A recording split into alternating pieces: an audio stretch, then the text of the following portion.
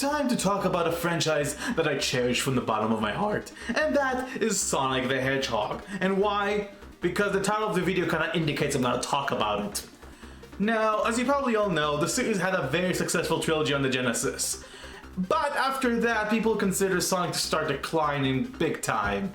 And the first game that caused that supposed decline is none other than Sonic 3D Blast. Yes, this came out in 1996, around November, I would say.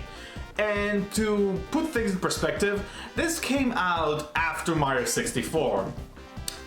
It's kind of sad. But you know, I can be a very nice guy. Instead of just giving you one game, I'll give you two. Because I'm also gonna review Sonic 3D Blast! Oh my god!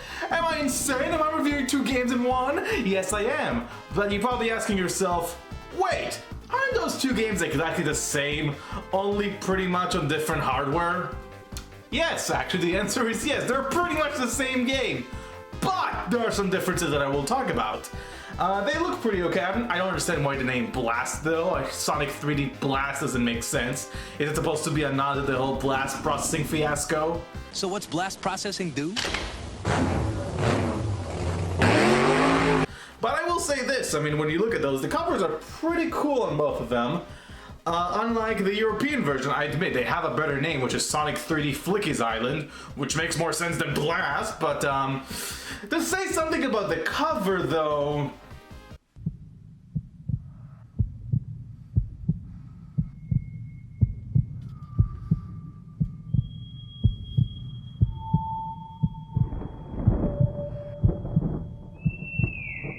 stop looking at me like that! Anyway, instead of, centering on that thing, it's time to actually start reviewing games. So, why should we not start talking about the Genesis version first? Which means, see ya! Imagine yourself growing up in the 90s. Most games look like this. Pretty ordinary, right? Well, I think we can rightfully say that we fantasized about the age of 3D. I know I was. In 1995, an amazing movie came out called Toy Story, and my god, it blew me away. The visuals were downright amazing, with a capital M.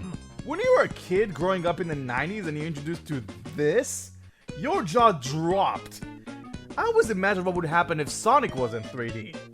That fateful day in 96 brought us Sonic 3D. And with it, a stream of memories, and for some, disappointments. Yeah, nothing like the good old Sega. What was that?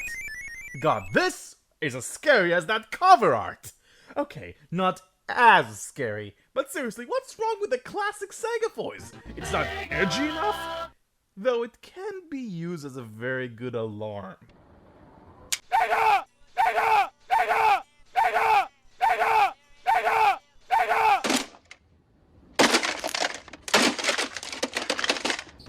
And here we go. This is the intro to Sonic 3D. Now you probably think to yourself, this is awful looking and it only uses 4 colors.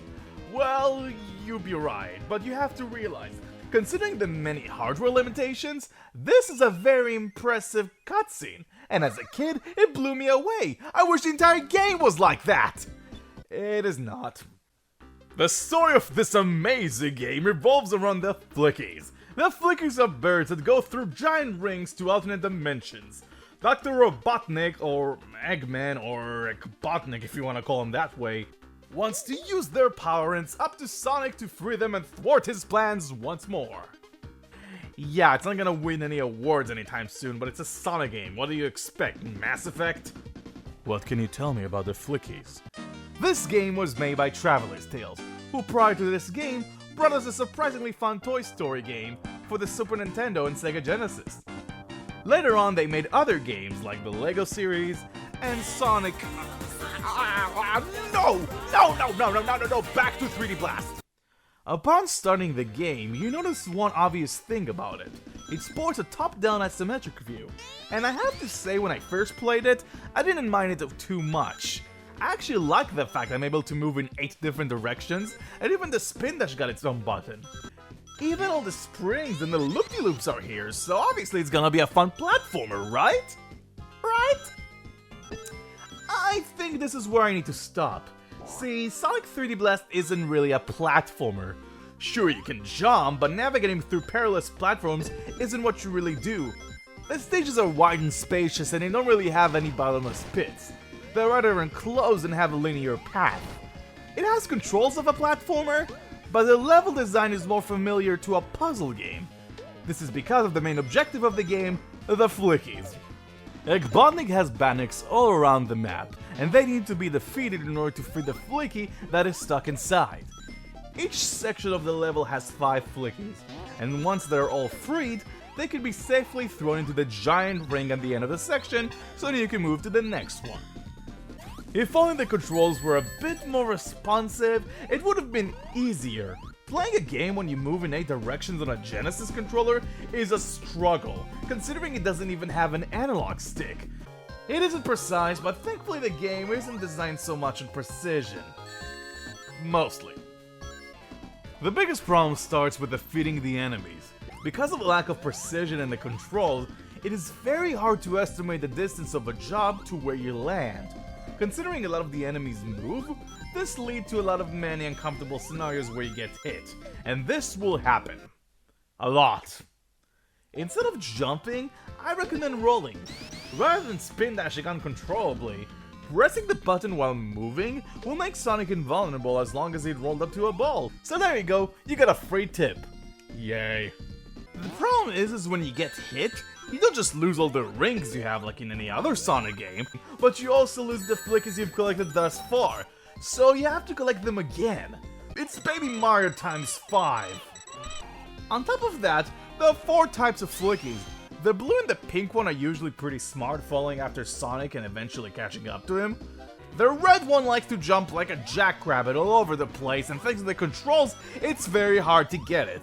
But the green one was easily the worst, as he just meanders around randomly, often falling down to a previous section of the level, because everyone loves backtracking.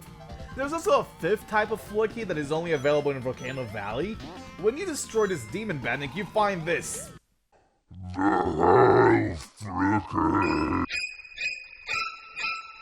Why? Well, first of all, you defeat the demon Bannock to get it.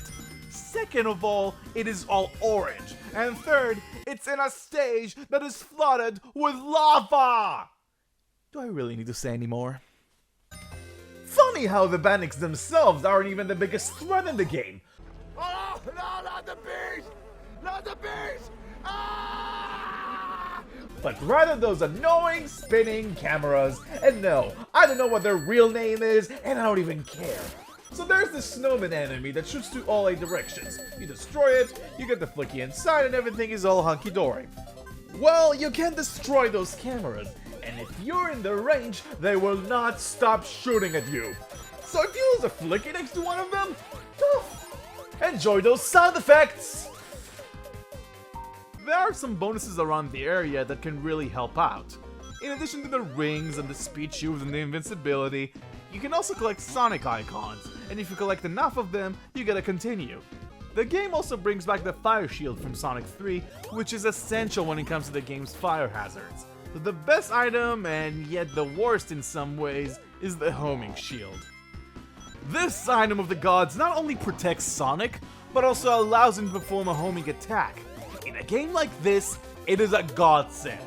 No matter how off your jump is, Sonic will home in and destroys the target completely, unless it has spikes on it. So why is it bad?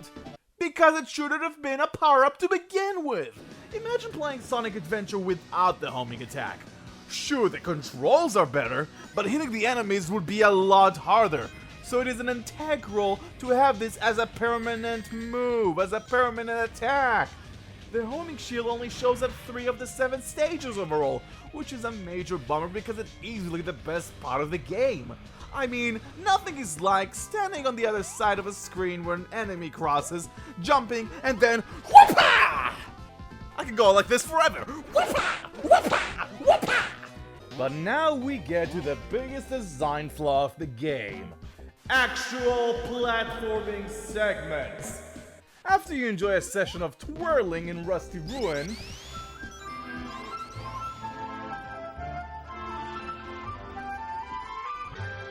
Don't ask. There is this segment where you have to jump over 3 platforms that are relatively close to each other. It looks simple in theory, but because it's very hard to estimate jump distance, you will fall over. And over. And over again. But Panic Puppet, oh god, I don't even want to start with that. Do you see this moving platform over there? Not only that you can barely make the jump to that thing, but sometimes you can just phase through it! What are you, Shadowcat from the X-Men now? Ugh! Of course, since this is a Sonic game, there are bosses as well. And like the rest of the game, their perspective hinders the gameplay completely. Ekbotnik usually hovers around, throws around some kind of an obstacle like a spiked ball, and then lures himself conveniently to get attacked. This would have been easy if you can aim properly while you jump, but most of the time, you miscalculate and lose rings. It was mostly annoying in the Spring Stadium boss, as you can't really estimate how high off the ground he is. But not all bosses are hard. Take the Volcano Valley boss, for example. He is ridiculously easy! You can keep doing the same attack over and over again and win! Why is the boss from 2 stages ago harder? That doesn't even make sense! It is relatively odd that we're back to square one with only Sonic and Ekbotnik being there. Where are Tails and Knuckles? Well, they're here, but not as playable characters.